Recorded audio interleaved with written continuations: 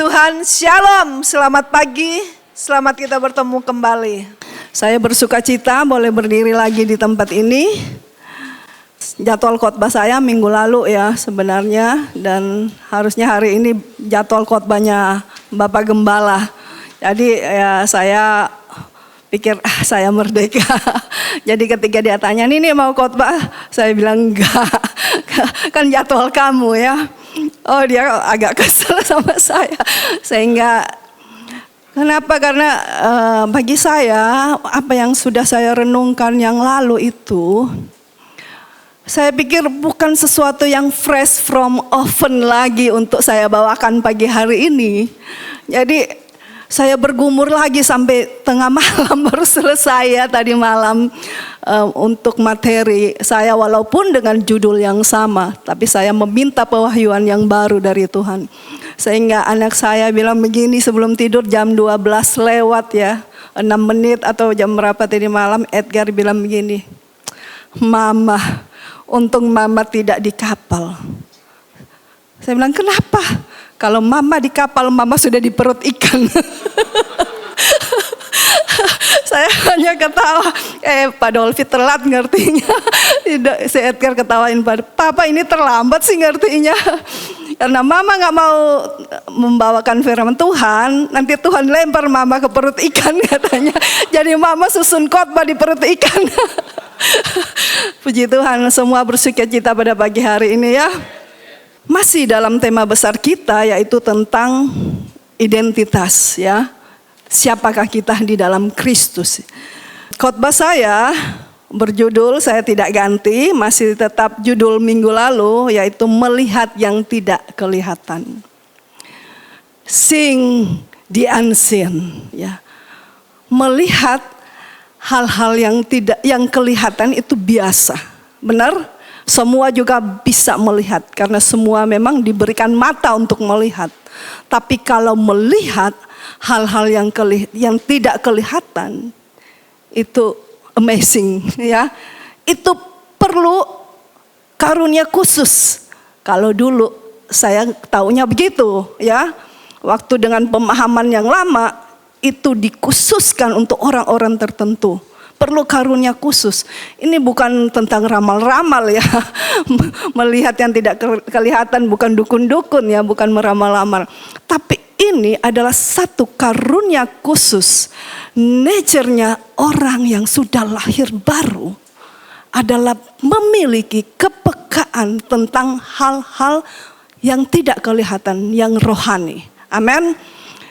Kita buka ayatnya.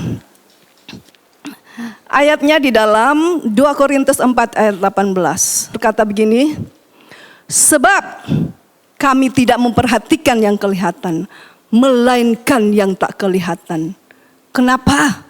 Karena yang kelihatan adalah sementara, sedangkan yang tak kelihatan adalah kekal. Itu sebabnya sangat penting bagi kita untuk bisa melihat yang tidak kelihatan. Itu sebabnya ketika kita dilahirkan baru, Tuhan memberikan itu menjadi identitas, menjadi salah satu ada di dalam gen orang percaya, orang lahir baru. Yaitu untuk apa? Mengetahui, bisa memperhatikan, bisa melihat hal-hal yang tidak kelihatan. Karena ini penting bagi kita. Ayat ini menjelaskan bahwa kita memiliki dua realitas kehidupan. Yaitu yang pertama, yang kelihatan sifatnya jasmani dan sifatnya sementara yang tidak permanen. Sementara yang kedua yaitu yang tidak kelihatan itu sifatnya kekal ya, permanen. Yang kelihatan sifatnya itu sementara, yang tidak kelihatan sifatnya kekal. Yang kelihatan itu sangat lemah ya, tidak memiliki kekuatan karena permanen. Yang kelihatan sifatnya sementara, bersifat sementara artinya tidak tetap. hanya berlaku untuk waktu-waktu tertentu, bisa berubah atau akan berakhir setelah jangka waktu yang ditentukan, atau bisa dipengaruhi oleh situasi dan keadaan. Sedangkan yang kelihatan, lanjut slide berikutnya. Sedangkan yang tidak kelihatan, rohani sifatnya itu adalah kekal dan permanen, yang tidak terbatasi oleh waktu, tidak berakhir dan tetap selama-lamanya. Itu yang tidak kelihatan. Itu sebabnya kenapa kita penting dan Tuhan menganggap penting untuk kita memiliki kemampuan untuk melihat kepada hal-hal yang tidak kelihatan. Amin. Lanjut ya. Yang tidak kelihatan itu atau yang rohani itu sangat powerful. Karena yang tidak kelihatan memiliki value yang lebih tinggi dari yang kelihatan. Ayat yang bisa kita baca, Ibrani 11 ayat 3, lanjut slide berikut. Ibrani 11 ayat 3. Karena iman kita mengerti bahwa alam semesta telah dijadikan oleh firman Allah, sehingga apa yang kita lihat telah terjadi dari apa yang tidak dapat kita lihat. Ini adalah satu hal yang dahsyat, yang luar biasa. Kenapa? Alam semesta yang dapat kita lihat, kita pegang, dan yang tidak kita pegang, yang bisa kita pegang karena itu ada bulan bintang yang berbicara alam semesta, bukan cuma bicara bumi yang kita tinggal ini, tapi itu berbicara tentang galaksi-galaksi, itu alam semesta. Dari mana datangnya alam semesta? Kita percaya karena oleh iman bahwa itu terjadi dari firman Allah, dari yang tidak kelihatan menjadi kelihatan. Amin. Sehingga yang kelihatan ini harus tunduk pada yang tidak kelihatan. Karena yang kelihatan ini baik langit, bumi, bahkan semua planet, Bima Sakti, bulan yang kita lihat begitu, matahari yang begitu agung, kelihatannya dahsyat, harus tunduk pada yang tidak kelihatan. Amin. Jadi betapa powerfulnya kita kalau kita bisa melihat hal-hal yang tidak kelihatan atau hal-hal yang rohani itu. Ini penting sekali bagi kita. Sebab orang-orang yang di luar Tuhan, orang-orang yang tidak lahir baru, belum lahir baru, tidak memiliki kepekaan atau kemampuan ini. Itu bukan nature mereka, tetapi itu nature kita. Sehingga kalau kita melihat orang-orang yang di luar Tuhan, apa yang kita lihat? Kita lihat betapa fasiknya hidup mereka. Amin. Betapa kedagingannya hidup mereka. Dan itu pun terjadi pada orang-orang yang lahir baru, yang tidak membuka mata rohaninya untuk melihat hal-hal rohani. Banyak sekali orang yang sudah lahir baru, tapi mereka hidup sangat fasik. Amin. Jalan orang benar itu seperti terang yang kian bertambah terang, ya. Kian bertambah terang. Tetapi jalan orang fasik itu seperti kegelapan, sehingga dia tidak tahu kenapa dia jatuh, kenapa dia banyak masalah. Kenapa? Karena ini tidak membuka mata rohani. Jadi orang-orang benar yang dia bisa membuka mata rohani, melihat ke hal-hal yang tidak kelihatan, jalannya itu makin terang, dan makin terang sampai rembang tengah hari. Jalannya seperti cahaya fajar, kata firman Allah. Kita bisa melihat di sini ada beberapa orang di samping-samping kita, makin bercahaya, makin terang, makin terang. Amin.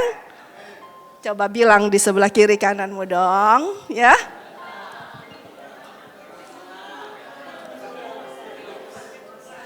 bilang kalau engkau gelap, belajar banyak firman Tuhan. Amin. Supaya mata rohani kita terbuka. Amin. Karena kefasikan itu benar-benar membutakan mata kita. Kita bisa menjadi liar di dalam kegelapan kalau mata rohani kita tidak celik untuk melihat hal-hal dari Tuhan, hal-hal rohani. Itu sebabnya penting sekali kita memahami bahwa hidup kekal itu bukan nanti, melainkan dimiliki sekarang. Amin. Kalau kita memahami hidup kekal nanti, kita akan hidup fasik. Kita tidak tahu kebenaran.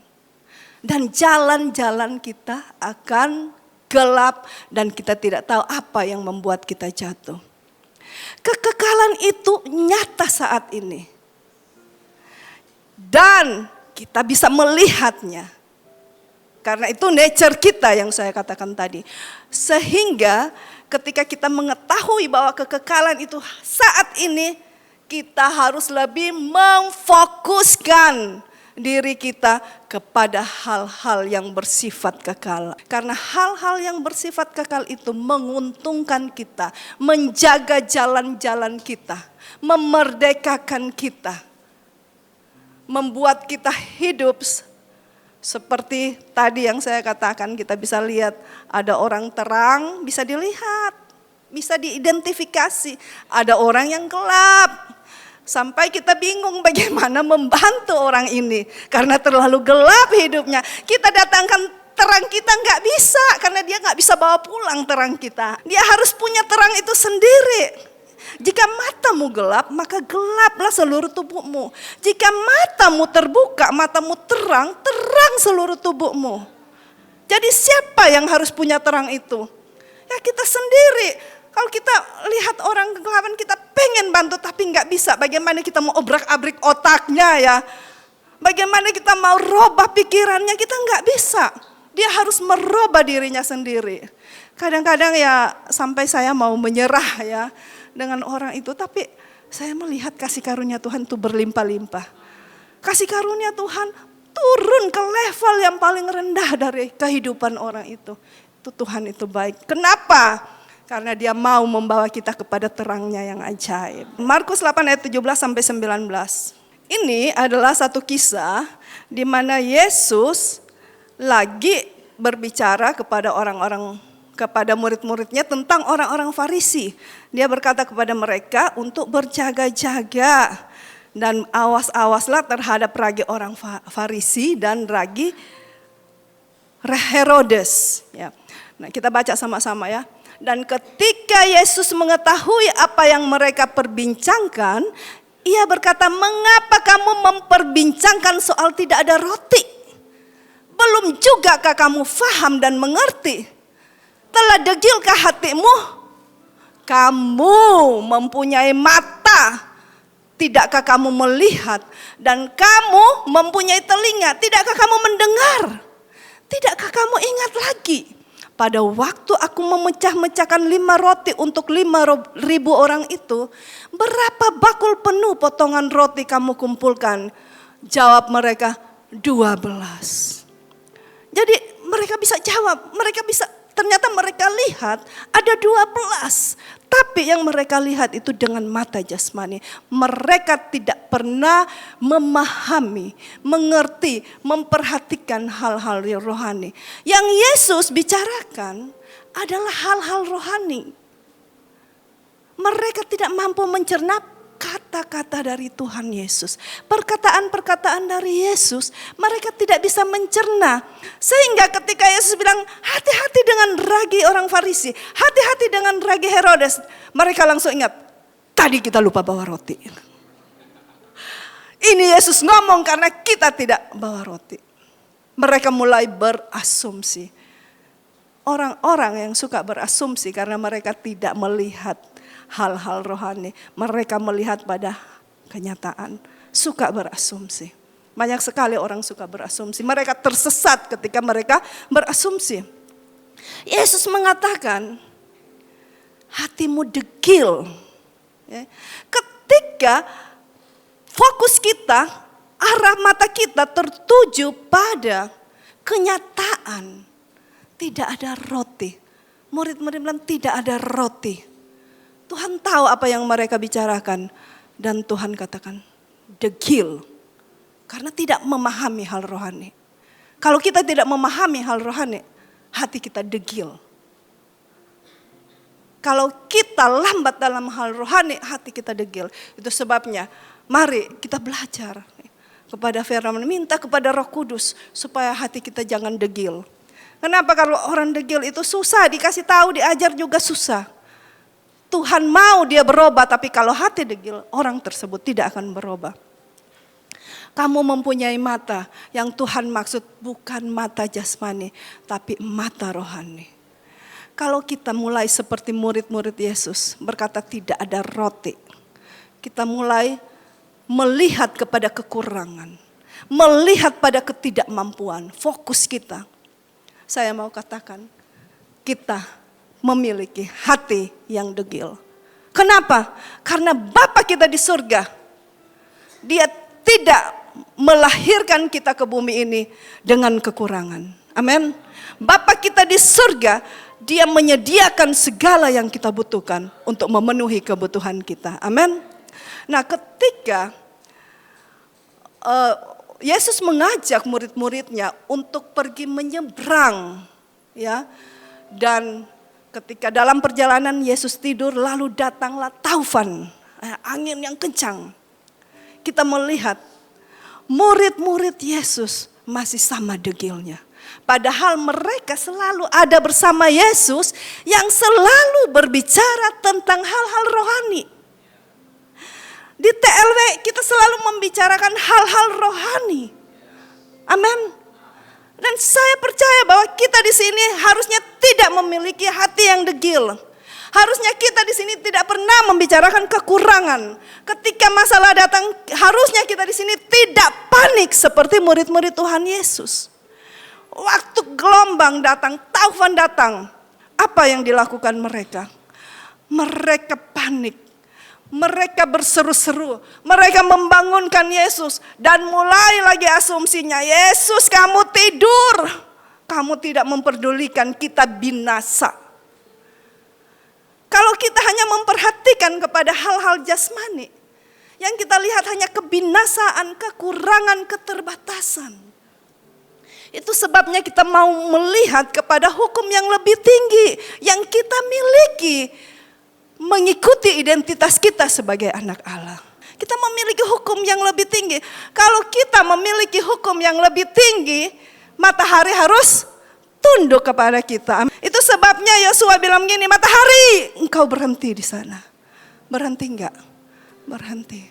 Ketika dia katakan tidak akan turun hujan. Alam tunduk.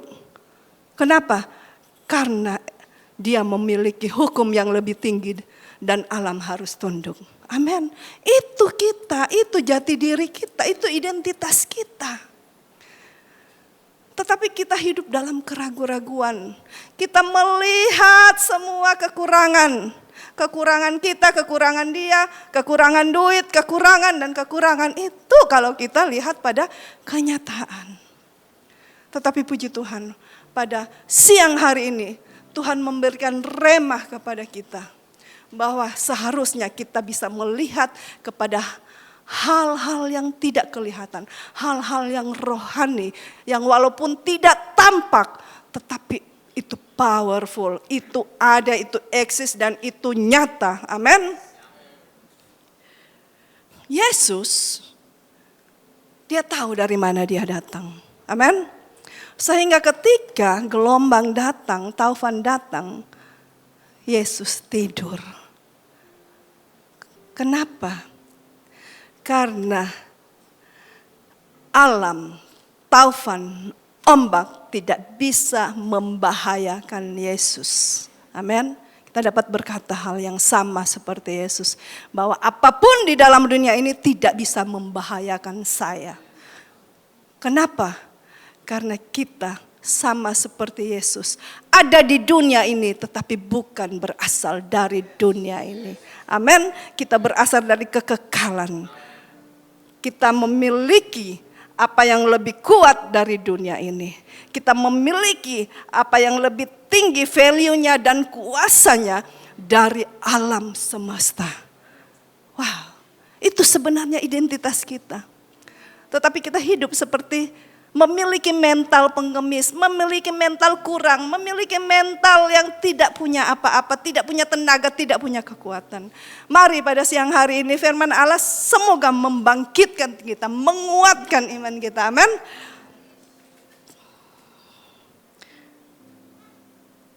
Kata-kata Yesus, ya perhatikan, kata-kata Yesus yang Yesus ucapkan itu memiliki makna yang luar biasa, memiliki nilai yang luar biasa.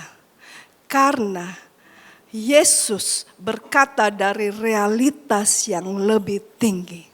Yesus berkata-kata dari realitas rohani. Yesus bisa melihat hal-hal rohani dan itu yang dia perkatakan. Jadi kata-kata Yesus itu ketika dia berkata, jangan kamu khawatir tentang apapun juga. Kata-kata ini memiliki value yang sama ketika Allah menjadikan terang. Kata-kata yang berkata kepada kita, jangan khawatir tentang hidupmu, tentang apa yang kamu makan, minum, pakai, dan jangan khawatir tentang apapun juga.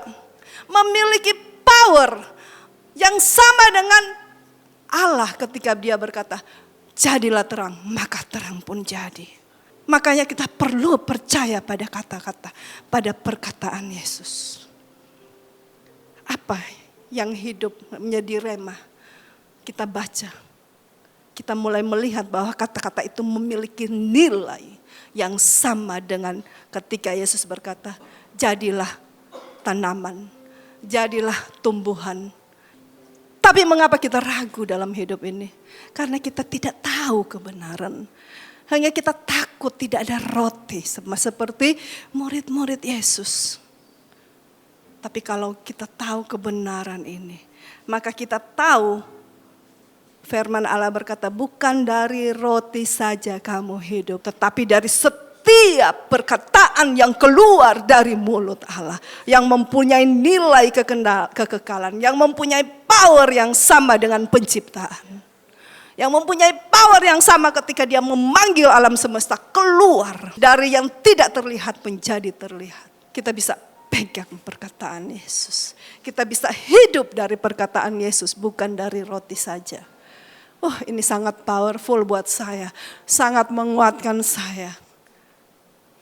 Harusnya orang-orang TLW yang memiliki firman seperti ini mulai sekarang akan hidup berubah.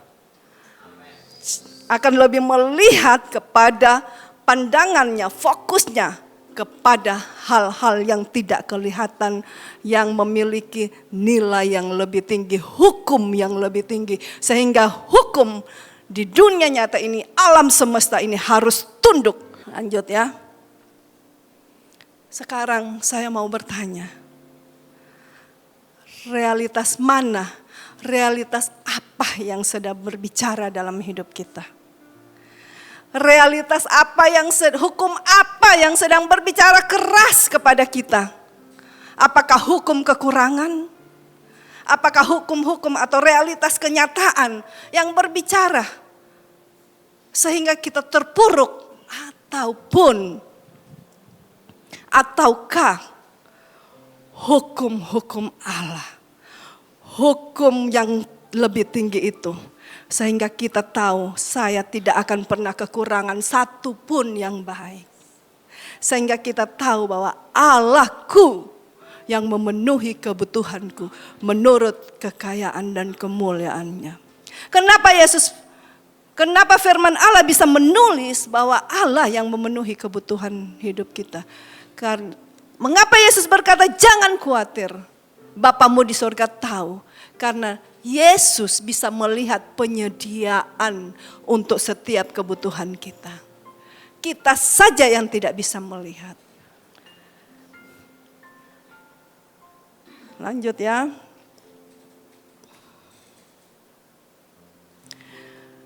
Kalau sekarang suara yang berbicara kepada kita, yang keras berbicara itu tentang kekurangan. Kenapa kita tidak ngambil minyak dan kita doakan dan minta kepada Bapa supaya minyak itu mengalir untuk bisa memenuhi kebutuhan kita. Sama seperti janda di Sarfat. Ya, bukan janda di Sarfat ya. Ada janda seorang nabi ya. Dia meminta kepada Elia bahwa dia punya hutang untuk bisa membayar hutang. Dan Elia katakan, ambil minyak dan tuang. Kenapa kita tidak melakukan hal itu? Karena itu pernah dilakukan dan pernah terjadi. Kalau kita sekarang lagi kekurangan, kenapa kita tidak suruh beras? Kamu jangan berhenti, jangan habis. Engkau harus tetap ada. Karena itu pernah kejadian. Minyak seorang ibu janda, tepung seorang ibu janda tidak pernah habis-habis. Kita bisa suruh. Amin. Kalau kita tahu siapa kita.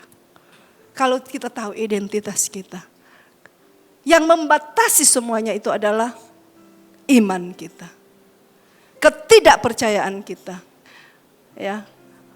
Bukan iman kita yang membatasi. Kalau kita tidak memiliki iman, itulah yang membatasi. Karena kita tidak percaya, itulah yang membatasi. Karena kita tidak berani berdiri dengan otoritas. Saya kemarin beberapa hari saya besuk orang sakit. Dan apa yang saya lakukan? Saya berdoa. Apa yang saya berdoa? Saya berdoa dia untuk sembuh. Kenapa? Karena saya selalu merujuk kepada firman Allah. Dan karena saya tahu firman Allah itu kebenaran dan kehidupan. Jadi saya memperkatakan, melakukan apa yang firman Allah katakan. Selesai saya berdoa, ya, teman saya membicarakan tentang kenyataan. Dokter bilang begini. Mamaku sudah tidak ada. Ya, ini masih dalam keadaan bernapas ya mamanya. Tapi dia katakan, mamaku sudah tidak ada. Dalam hati saya, buat apa saya doain kesembuhan ya. Kalau dia ngomong itu. Datanglah dua temannya lagi besuk. Nah, temannya besuk, dia nangis-nangis. Akhirnya temannya bilang, berdoa yuk, minta ibu dong doain. Saya doain lagi, saya lepaskan kesembuhan lagi. Mereka meminta saya berdoa supaya mempersiapkan teman saya ini untuk merelakan mamanya. Tapi saya tidak bisa melakukan itu karena itu tidak ada di firman. Ya, saya mulai belajar untuk melihat kepada hal-hal yang tidak kelihatan itu. Saya mulai belajar mempercayai hal-hal yang tidak kelihatan dan saya mulai melepaskan. Tapi setelah itu ngomong lagi, ya, aduh mamaku sudah tidak ada, ya Tuhanku ya udah nggak apa-apa. Akhirnya saya tegur keras dia. Kamu mau mamamu sembuh atau kamu menerima kenyataan bahwa mamamu sudah tidak ada? Jaga hati, jaga mulut, saya gituin ya. Besoknya saya datang lagi, saya diajak lagi berdoa. Saya berdoa yang sama, saya tidak mungkin berdoa, ya, jalan pulanglah kamu. Enggak, saya berdoa karena itu firman Allah. Dan tahu apa yang terjadi. Habis saya berdoa, agak malamnya saya diajak untuk apa? Beli persiapan untuk baju buat pergi. Ya, Tuhan buat apa saya berdoa? Ya saya gitu lagi. Besoknya diajak lagi. Saya doa lagi kebangkitan, bangkit kamu, hidup kamu, sembuh kamu. Saya tidak peduli. Karena dari pihak saya harus mulai melatih diri saya. Mempercayai dan tidak terpengaruh dengan kenyataan. Ya, kita semua harus begitu. Kita harus bangkit berdiri mengambil otoritas, memperkatakan kebenaran. Tidak peduli mereka percaya atau tidak. Tapi bagi kita, ini adalah jati diri kita. Bagi kita ini adalah nature kita. Kita harus tetap berdiri dan memperkatakan hal itu. Kemudian kita berdua ya, pergi lagi besuk satu bapak-bapak yang sudah umur 85 tahun yang udah ya gitu ya. Saya doakan lagi kesembuhan, padahal keluarga mengharapkan apa? Dia pergi ya udah ya.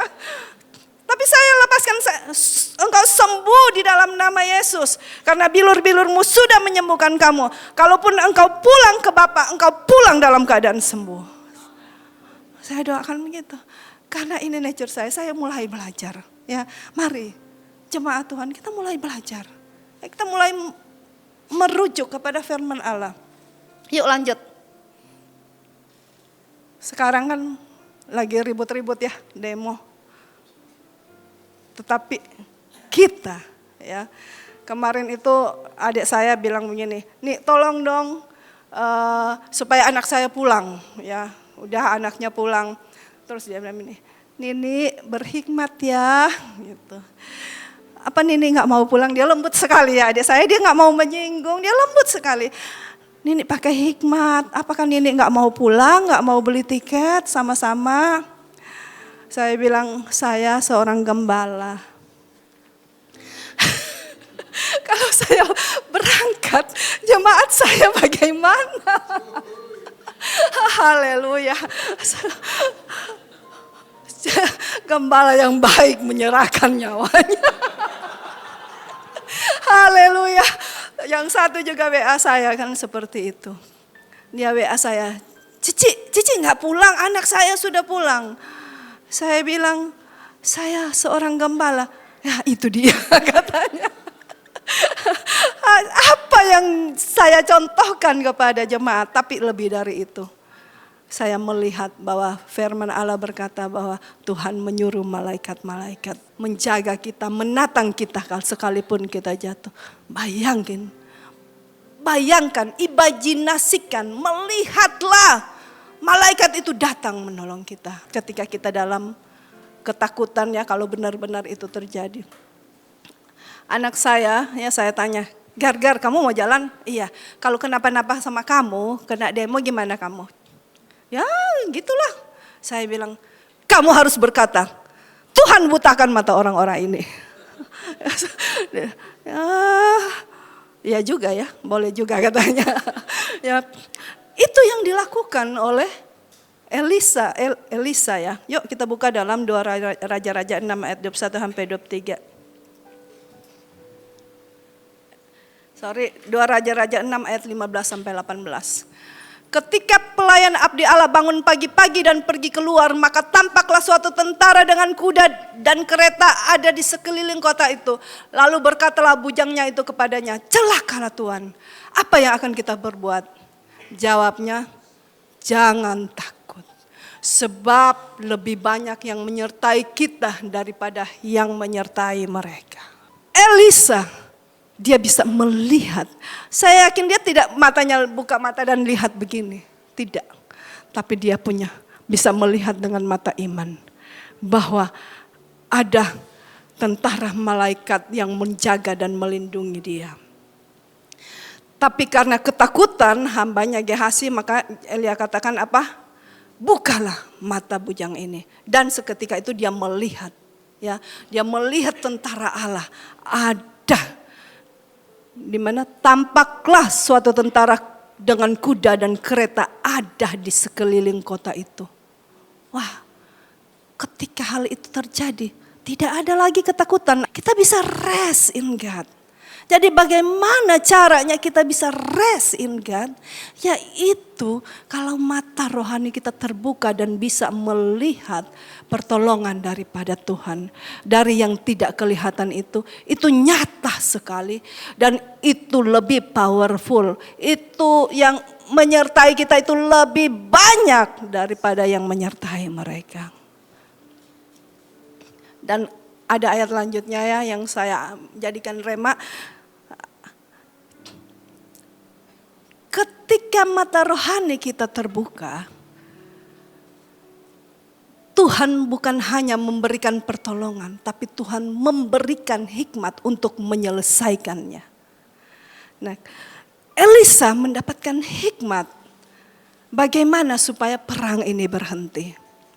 Jadi, lalu bertanyalah Raja Israel kepada Elisa tatkala melihat mereka, "Kubunuhkah mereka, Bapak?" Tetapi jawabnya, jangan. Biasakah kau bunuh yang kau tawan dengan pedangmu dan dengan panahmu?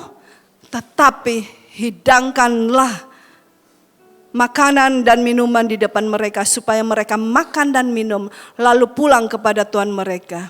Disediakannya lah bagi mereka jamuan yang besar, maka makan dan minumlah mereka. Sesudah itu dibiarkannya lah mereka pulang kepada tuan mereka. Sejak itu tidak ada lagi gerombolan-gerombolan Aram memasuki negeri itu. Kita melihat di sini ketika kita membuka mata rohani kita, bukan hanya masalah kita yang selesai, ada rasa aman, tapi menyelesaikan seluruh perang. Ya, tahu nggak?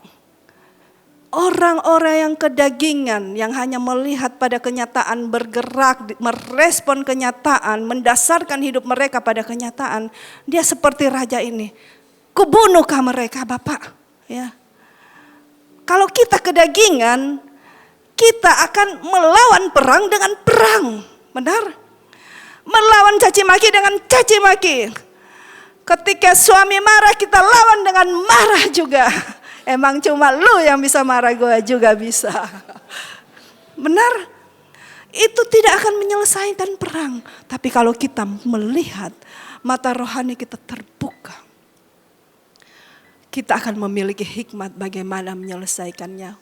Cara menyelesaikan perang itu sangat indah, sangat manis, ya, dengan berdamai. Jangan sering-sering, cepat-cepat kita berdamai, cepat-cepat kita membuka mata rohani, meminta hikmat untuk menyelesaikan masalah-masalah kita. Kenapa? Karena kefasikan demi kefasikan yang kita bangun setiap hari dalam hidup kita, ketika kita datang dengan kebaikan, nanti kebaikan itu tidak akan mampu mengalahkan kejahatan. Kenapa?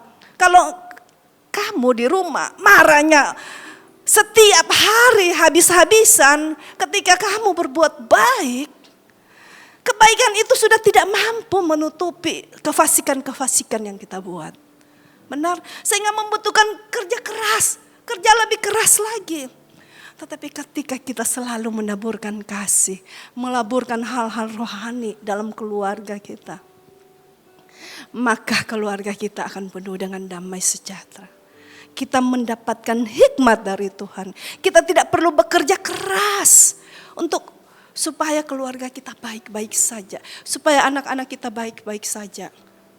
Tapi kalau kita menerapkan kehidupan rohani, hal-hal rohani, firman Tuhan ke dalam kehidupan anak-anak, ke dalam kehidupan suami, ke dalam kehidupan mertua. Ada mertua sini yang kita perangi, ya?